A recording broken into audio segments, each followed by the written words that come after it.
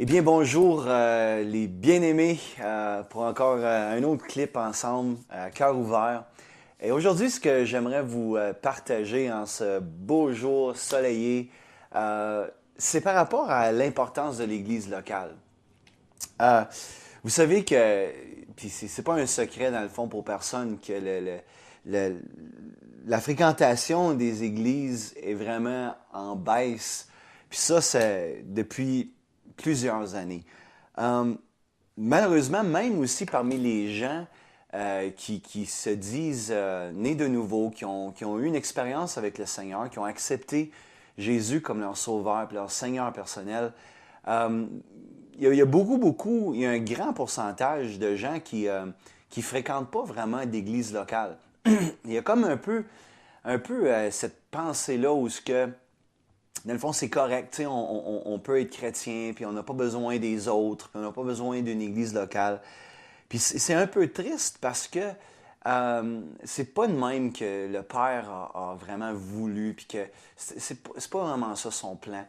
Puis j'aimerais ça regarder avec vous autres un peu l'Église locale, mais selon le point de vue du Père. Puis comme on va voir, lorsqu'on a une révélation du cœur du Père, puis de son amour, de son affection, excusez, ça nous fait voir l'Église locale d'une toute autre façon. Avant ça, avant qu'on puisse regarder ça, j'aimerais regarder avec vous autres trois raisons principales pour lesquelles les gens euh, ne fréquentent pas ou qui arrêtent de fréquenter une assemblée. Puis c'est pas mal universel partout dans le monde. C'est trois raisons majeures. La première, ben, c'est que ils ont été blessés. Il y a quelqu'un qui leur a dit quelque chose, un membre de l'Église, quelquefois le pasteur même, a dit quelque chose, a fait quelque chose. Les gens, malheureusement, ont été blessés. Ça l'a blessé leur cœur. Et puis, il y a comme la confiance a été détruite. Et les gens préfèrent justement rester à la maison, puis suivre, aimer Jésus, puis suivre Jésus seul. Et c'est une façon de se protéger, dans le fond. C'est comme, je me suis fait faire mal une fois, puis je me ferai plus faire mal. Donc, je vais rester à la maison.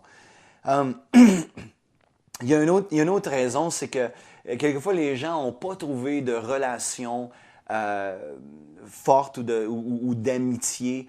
Des gens ont venu à l'Assemblée pendant un certain temps, puis n'ont jamais réussi à connecter avec d'autres personnes. Il n'y a jamais personne qui leur a vraiment tendu la main, puis commencé à développer des relations avec ces gens-là.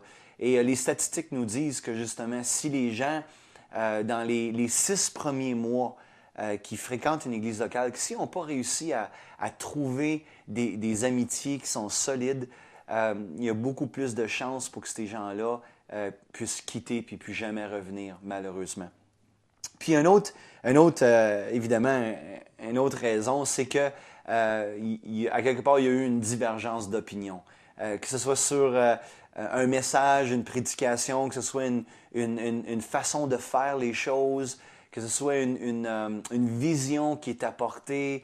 Des fois, c'est des choses doctrinales. Beaucoup plus souvent, c'est des choses qui sont moins importantes, là. Mais on a juste une divergence d'opinion. Et puis ça, que ça fait? Mais ça fatigue les gens. Et encore une fois, ils préfèrent quitter puis rester à la maison au lieu de continuer à venir puis à fréquenter cette église locale. Euh, et comme j'ai dit tantôt, il y a toute une autre vision que le Père veut nous donner lorsque, justement, on connaît son cœur. Ces raisons, voyez-vous, dans un sens, elles sont valables, mais dans un autre sens, elles ne sont pas valables. Et encore, lorsque on a été subjugué par cet amour intense, puis l'affection intense du Père, on ne voit plus les choses de la même façon. Puis dans le fond, nos droits et les choses qu'on tenait comme vraiment importants puis vraiment forts, on est prêt à les laisser de côté parce qu'on réalise dans le fond que l'amour, c'est beaucoup plus grand, beaucoup plus important que tout ça, que toutes mes divergences d'opinion, que toutes mes blessures, tout ça. Puis je réalise que je fais partie d'une famille. Et je veux juste vous lire un verset, ça se trouve dans Éphésiens chapitre 2, verset 19, et je veux vous la lire dans la parole vivante. Et Paul, il dit, « Voilà pourquoi vous n'êtes plus des étrangers ou des hôtes de passage, vous êtes des citoyens à part entière avec tous les autres chrétiens. Vous êtes le peuple même de Dieu, mis à part pour lui, vous faites partie de sa famille. » C'est tellement un beau verset, c'est tellement extraordinaire de réaliser que, comme on a déjà parlé dans ces clips, que le Père nous a adoptés et il nous a intégrés dans sa famille. Et nous sommes des fils et des filles à part entière. Et puis, nous faisons partie de sa famille. Et lorsque justement on a cette révélation du cœur du Père, on comprend que l'Église, nos frères et nos sœurs sont notre famille. Les gens qui vont à cette assemblée, qui ont donné leur cœur à Jésus, ils sont vraiment nos frères et nos sœurs. Et on va passer l'éternité avec eux.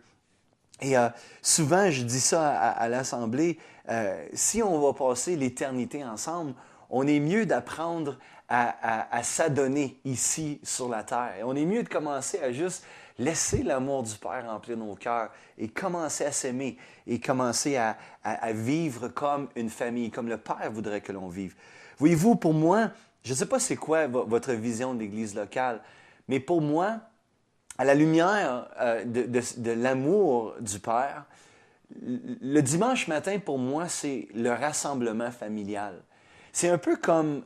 Puis il y a peut-être des gens que vous allez écouter ce clip et vous allez dire, ouais, nous autres, c'est encore comme ça. Mais il y a un certain temps, tous les enfants, ils se réunissaient chez maman et papa le dimanche après-midi. Ils allaient à l'église et là, toute la famille venait et ils dînaient ensemble et passaient la journée ensemble. Puis c'était vraiment comme une réunion familiale.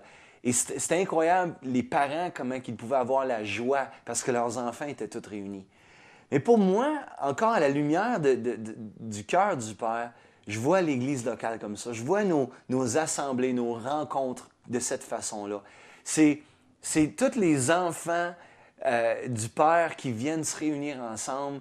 On vient pour se voir, mais on vient aussi pour célébrer le Père. On vient pour le célébrer, le louer, l'adorer, puis pour recevoir de lui, qu'est-ce que lui a à nous dire. Puis aussi pour voir nos autres frères et nos autres sœurs, parce que nous sommes une famille.